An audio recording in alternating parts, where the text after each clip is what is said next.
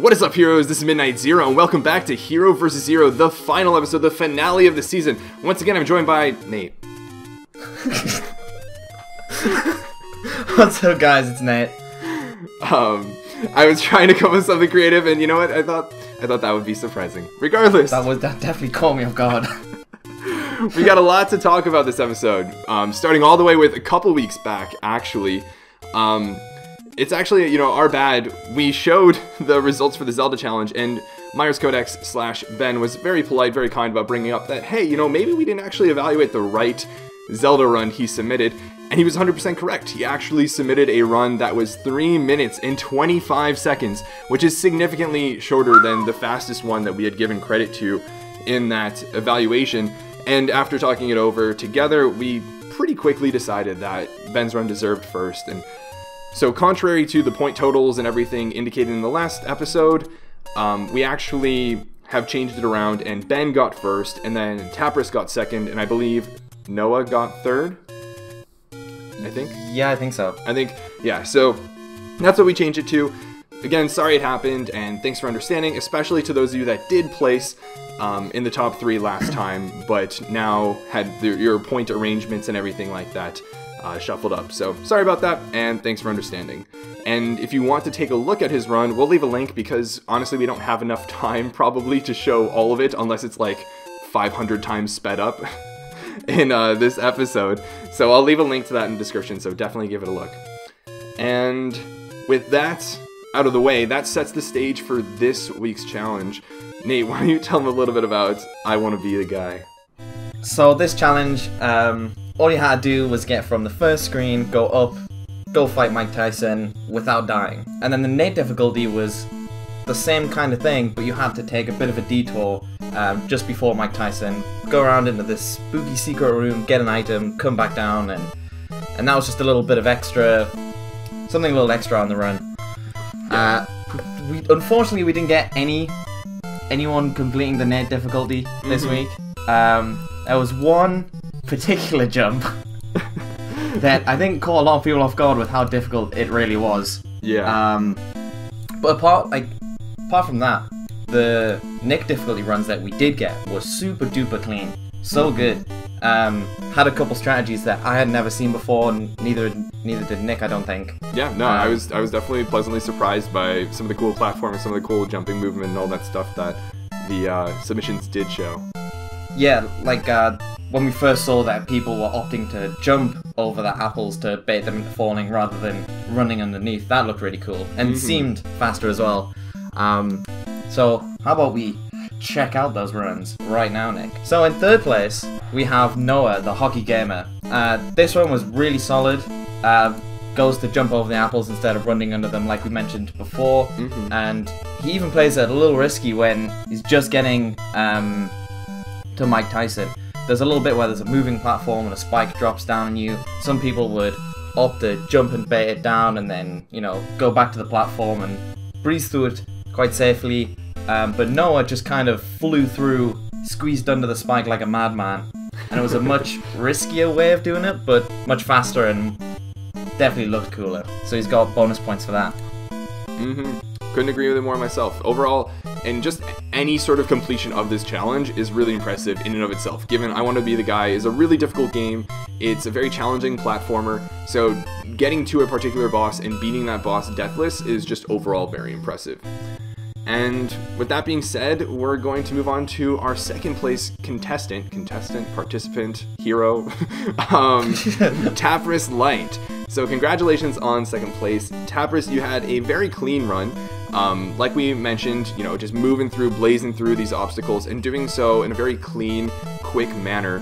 As a matter of fact, you're actually 5 seconds faster than Noah's run, coming in at 1:48 as opposed to 1:53, which was a pretty important factor in determining the second place. But also, I do want to emphasize the cleanliness of the movement, the quickness, and the simplicity of just moving from one thing to the next. And honestly, that's kind of what a lot of platforming comes down to, right? That's kind of one of the few primary things we can evaluate platforming, you know, competency with. So yeah, you know, unsurprising given Taprus's performance with Mega Man 3 as well and all the other platformers we've seen him play. But good job.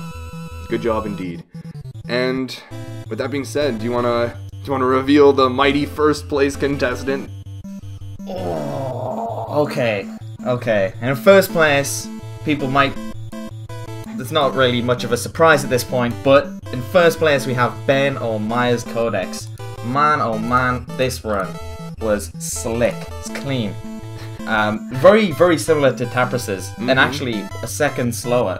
But me and Nick both decided that he handles some of the rooms a lot better, specifically the first couple rooms with the apples and such. And I think he lost that second due to the global clock on the platform, right?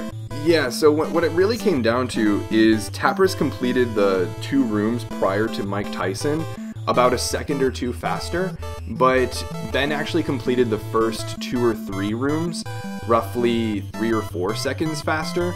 And if you want, you can check this because there's an elevator or like a platform that has a bunch of spikes and falls on you, and then you ride it up and you have to avoid these spikes, and there's like weather and all that stuff. But in that room where the lightning falls, there's a globally timed platform that moves back and forth from the left to the right. And in Ben's run, it's still moving to the left when he enters the room, and Taprus's, when he enters that room, is in the exact same position but already moving to the right, as if it's already been to the left and then hit the end of its like path and then started moving back. So you can tell that Ben had gained quite a bit of time there, and then that global timer essentially resets everything to back like to a starting point, and then Ben's overall time was 1 second slower. So it's reasonable to say that Ben completed the latter half of the run 1 second slower than Taprus, but completed the first half of the run a few seconds faster. So there was that.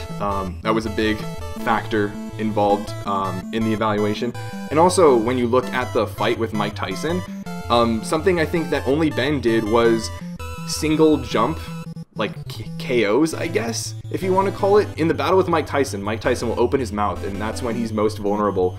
But in one jump, Ben was able to get all of the necessary shots in to knock him out for that particular round a couple times, which is really impressive and shows he got quite the trigger-happy finger, I guess. Trigger-happy havoc?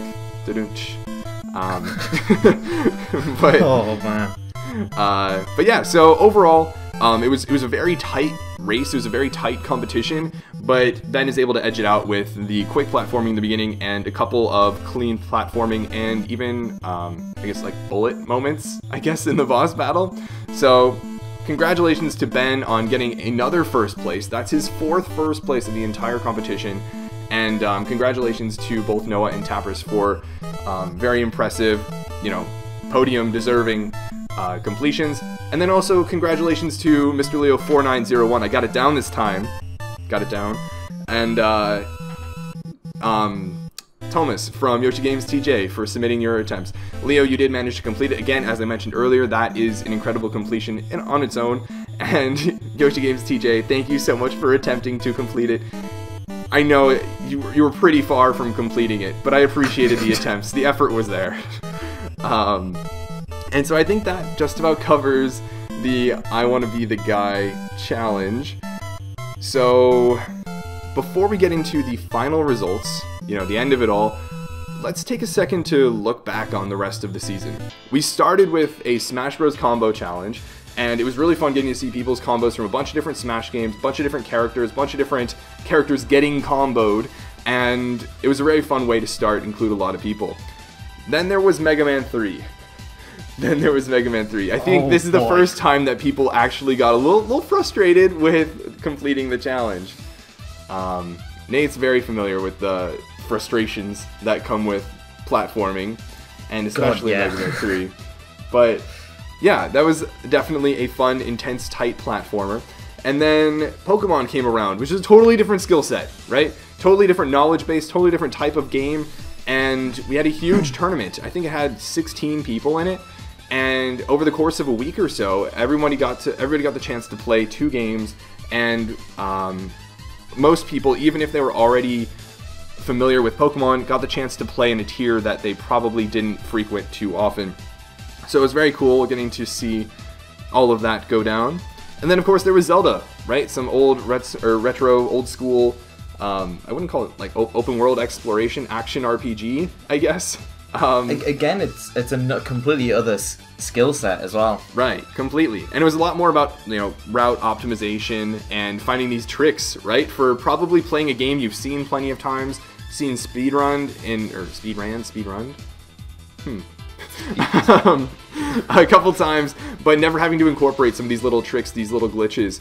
And I hope it was a fresh take on a game that's been played, you know, countless times since its creation. And then lastly, ending with I Want to Be the Guy, one of the most infamously difficult games around the internet for the past couple decades.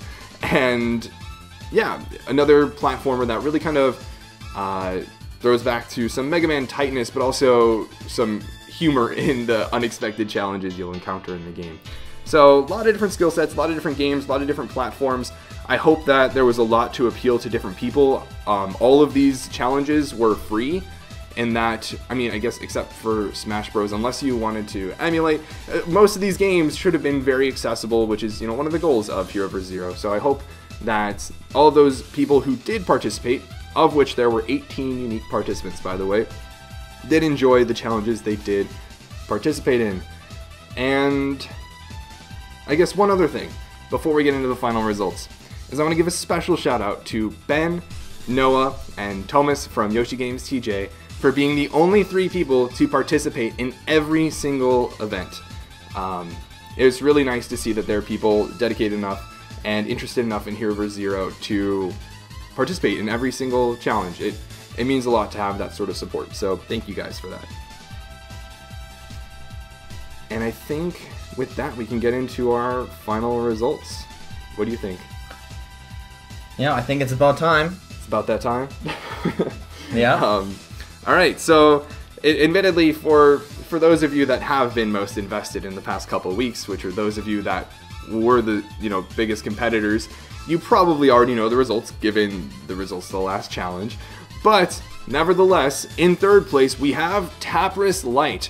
Taprus Light, he's competed in quite a few Hero Vs Zer0s at this point. He's a veteran, and he's done an excellent job, especially with platformers and these old school games.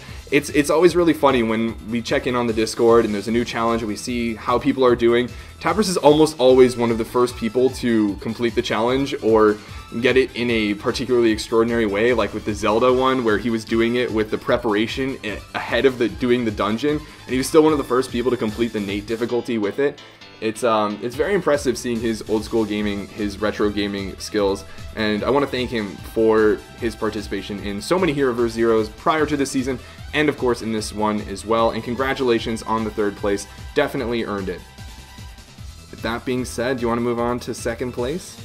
Yeah, in second place we have Noah, the TheHockeyGamer. And now, Noah, as well as participating in every event, what I really liked about Noah's approach is that he'd try his hardest to just get a completed run out as quick as possible.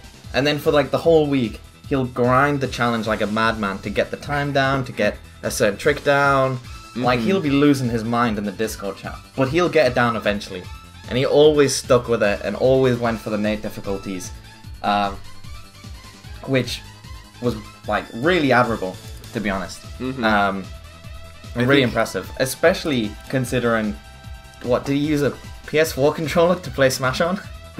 yeah, even if it wasn't a convenient setup, Noah always found a way to participate, which is, you know, a quality that is great in a competitor, great in a challenger, great to have in a hero in a series like Hero Vs Zer0, and I think that's admittedly one of the most admirable qualities of Noah that shines in all of these Hero Vs Zer0 seasons, is that determination, that vigor to do as well as you possibly can and to compete, and more importantly, to get other people involved and invested in and passionate about the challenges as well. I think that's something I want to personally thank Noah for, is for really getting the fire going in other competitors as well, and raising the hype, especially in HeroNet, surrounding some of these challenges, especially when Pokemon came around and he was offering to help teach people about certain mechanics and such, and, you know, introduce people to these games that I'm sure he enjoys, but also wants to ensure other people have the opportunity to enjoy. So thank you so much for that, Noah. And then lastly, probably unsurprisingly, in first place we have Ben, or Myerscodex. Congratulations on being the winner, the champion of Hero Vs Zer0 Season 4. Coming in with a total of 21 points, which means he won every single challenge except for one of them. In addition to, you know, participating in every challenge, he really shined in this season. I was very pleasantly surprised in the very beginning, and then came to expect by the end just utter excellence from his attempts. And it shines, you know, in all these different types of games.